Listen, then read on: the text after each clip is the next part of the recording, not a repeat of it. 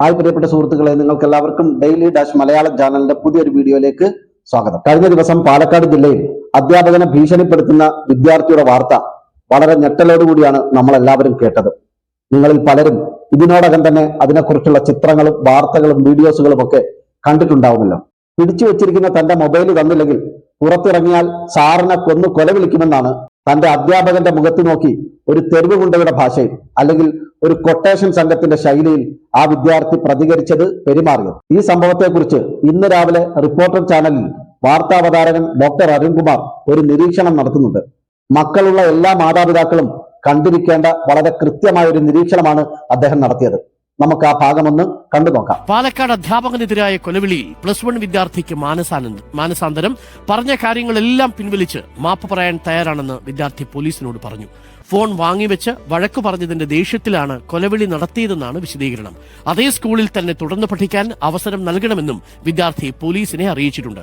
അധ്യാപകരുടെ പരാതിയിൽ പ്രഥമദൃഷ്ട്യാ കേസെടുക്കാനാകില്ലെന്നാണ് പോലീസിന്റെ നിലപാട്.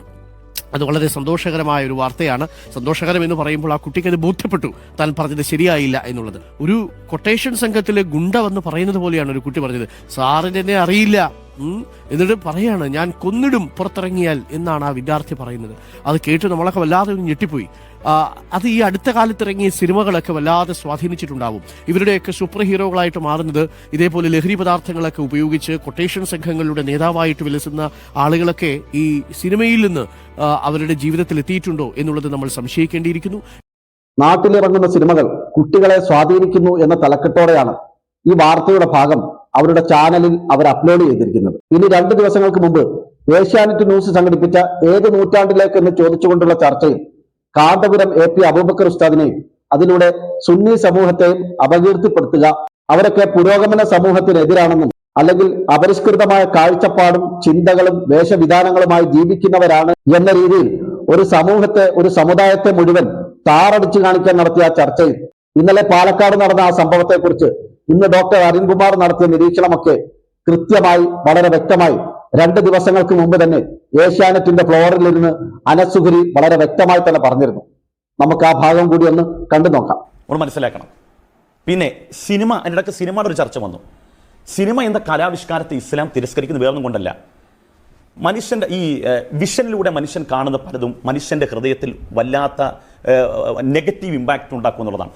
ഇന്നലെ നിങ്ങളൊക്കെ കണ്ടു കാണും, ഇൻസ്റ്റാഗ്രാമിലൊക്കെ ഏഷ്യാനെറ്റിന്റെ തന്നെ ന്യൂസിലാണെന്ന് തോന്നുന്നു, ഒരു സ്കൂളിൽ കുട്ടി വിവസ്ത്രനായി യാത്ര ചെയ്തു. സ്കൂളിന്റെ എല്ലാ മേഖലകളിലൂടെയും വിവസ്ത്രനായി യാത്ര ചെയ്തു.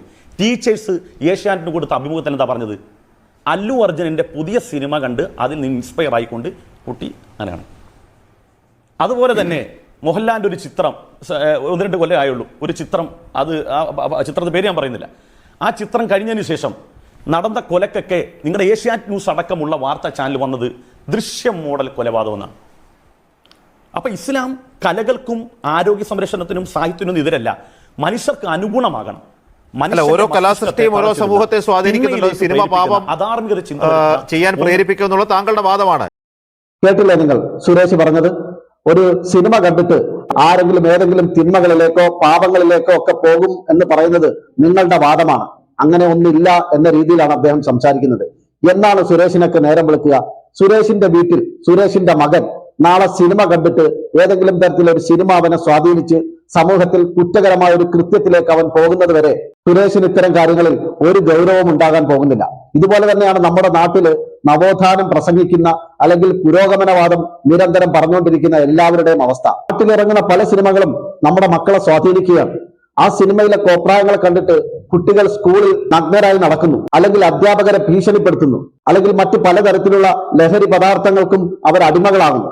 ഇത്തരം തെമ്മാടിത്തരങ്ങൾക്കെതിരെ തലപ്പാവ് വെച്ച, താടി വെച്ച ഒരു പണ്ഡിതൻ പ്രതികരിച്ചാൽ, അല്ലെങ്കിൽ ഒരു പണ്ഡിതൻ അതിനെ ചൂണ്ടിക്കാണിച്ചാൽ, അതിനെക്കുറിച്ച് കൃത്യമായ ഒരു മുന്നറിയിപ്പ് സമൂഹത്തിന് കൊടുത്താൽ ഉടനെ അവരൊക്കെ പുരോഗമന സമൂഹത്തിന്റെ ഭാഗമല്ലാത്തവരാകുന്നു, അവരൊക്കെ അപരിഷ്കൃത സമൂഹത്തിന്റെ ഭാഗമാണ് എന്ന് വരുത്തി തീർക്കുന്നു. 6-ാം നൂറ്റാണ്ടിൽ നിന്നും ഇനിയും വണ്ടി കിട്ടാത്ത ആളുകളാണ് എന്ന് പരിഹസിക്കുന്നു. ആണും പെണ്ണും ഇടകലർന്നുകൊണ്ടുള്ള പരിപാടികൾ സമൂഹത്തിന് ദോഷം ചെയ്യും, അത് പിന്നീട് അതിന്റെ അനന്തര ഫലങ്ങൾ നമ്മൾ അനുഭവിക്കേണ്ടി വരും എന്നൊരു പണ്ഡിതൻ വസ്തുതകൾ നിരത്തി പറയുമ്പോൾ നമ്മുടെ നാട്ടിൽ അപകടകരമായ പുരോഗമന സങ്കല്പങ്ങൾ വെച്ചു പുലർത്തുന്നവർക്ക് അത് ഉൾക്കൊള്ളാൻ കഴിയുന്നില്ല. എത്രത്തോളം വ്യക്തമായിട്ടാണ്, ക്ലാരിറ്റിയോടുകൂടിയാണ് അൻസാരി സൂരി ഇസ്ലാമിന്റെ കാഴ്ചപ്പാടുകൾ പറഞ്ഞത്.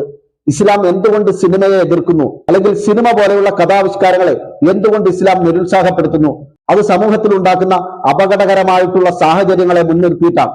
സിനിമകൾ ജനങ്ങളെ സ്വാധീനിച്ചാൽ, സിനിമകളിൽ കാണിക്കുന്ന വയലൻസ്, സിനിമകളിൽ കാണിക്കുന്ന ലഹരി ഉപയോഗം, ഇതൊക്കെ ഏതെങ്കിലും തരത്തിൽ നമ്മുടെ മക്കളെ സ്വാധീനിച്ചാൽ അതിൽ നിന്നൊക്കെ മോചനം എന്ന് പറയുന്നത് വളരെ അസാധ്യമായിട്ടുള്ള കാര്യങ്ങളാണ്. ഇസ്ലാം മതവുമായി ബന്ധപ്പെട്ടുള്ള ചർച്ചകളുടെ ഭാഗമായി നമ്മൾ ചെയ്യുന്ന എല്ലാ വീഡിയോകളിലും പ്രത്യേകമായി എടുത്തു പറയുന്ന ഒരു കാര്യമുണ്ട്. ഇസ്ലാം എന്ന് പറഞ്ഞാൽ അത് കൃത്യമായ ഒരു സാമൂഹിക വ്യവസ്ഥയാണ്. ആ സാമൂഹിക വ്യവസ്ഥ മനുഷ്യരുടെ സമാധാനവും സന്തോഷവും നിറഞ്ഞ ഒരു അന്തരീക്ഷമാണ് വാഗ്ദാനം ചെയ്യുന്നത്. ആ അന്തരീക്ഷത്തെ കെടുത്തിക്കളയുന്ന, ആ അന്തരീക്ഷത്തെ മലിനമാക്കുന്നതൊന്നും ഇസ്ലാം പ്രോത്സാഹിപ്പിക്കുന്നില്ല. അത് സിനിമയാണെങ്കിലും നാടകമാണെങ്കിലും ആണും പെണ്ണും ഇടകലർന്നുകൊണ്ടുള്ള എന്ത് പരിപാടികളാണെങ്കിലും. അതുകൊണ്ട് ഇത്തരം വിഷയങ്ങളിലൊക്കെ കൃത്യമായ മുന്നറിയിപ്പ് നൽകുകയും ദീർഘവീക്ഷണത്തോടുകൂടി അത്തരം സംഭവങ്ങളെ മുൻനിർത്തി സമൂഹത്തിന് മുന്നറിയിപ്പ് കൊടുക്കുന്ന പണ്ഡിതന്മാരെ ആക്ഷേപിക്കുകയും അപമാനിക്കുകയും ചെയ്യുന്ന ഒരു വിഭാഗം ആളുകൾ നമ്മുടെ നാട്ടിലുണ്ട്. പുരോഗമനവാദം എന്ന പേരിൽ നാട്ടിൽ കുഴപ്പങ്ങൾ ഉണ്ടാക്കുക എന്നുള്ളതാണ് അവരുടെ ലക്ഷ്യം. അവർ മുന്നോട്ട് വെക്കുന്ന പുരോഗമനവാദങ്ങളെല്ലാം കാപട്യം നിറഞ്ഞതാണ്, സ്ത്രീവിരുദ്ധമാണ്, മനുഷ്യരുടെ സമാധാനമായ ജീവിതത്തിന് തന്നെ വിലങ്ങ് തടിയാവുന്ന കാര്യങ്ങളാണ്. അത്തരത്തിലുള്ള പുരോഗമനവാദങ്ങളും കാഴ്ചപ്പാടുകളും കൊണ്ടു നടക്കുന്നവർക്ക് സ്വന്തം ജീവിതത്തിൽ നിന്ന് തന്നെ തിരിച്ചടികൾ ഉണ്ടാകുമ്പോൾ മാത്രമേ യഥാർത്ഥ പുരോഗമനം എന്താണെന്നും ഏതു തരത്തിലുള്ള പുരോഗമനമാണ് നമ്മൾ സമൂഹത്തിൽ പ്രചരിപ്പിക്കേണ്ടതെന്നും തിരിച്ചറിയാൻ സാധിക്കുകയുള്ളൂ. അതുവരെ ഇനിയും നേരം വെളുത്തിട്ടില്ലാത്തൊരു നാട്ടിൽ അവർ ജീവിക്കട്ടെ, അവരുടെ പുരോഗമനവാദങ്ങൾ അവർ പ്രചരിപ്പിക്കട്ടെ. ഈ വീഡിയോയെക്കുറിച്ചുള്ള നിങ്ങളുടെ വിലയേറിയ അഭിപ്രായങ്ങൾ കമന്റുകളായി രേഖപ്പെടുത്തുക. മറ്റൊരു വീഡിയോയുമായി നമുക്ക് വീണ്ടും കാണാം.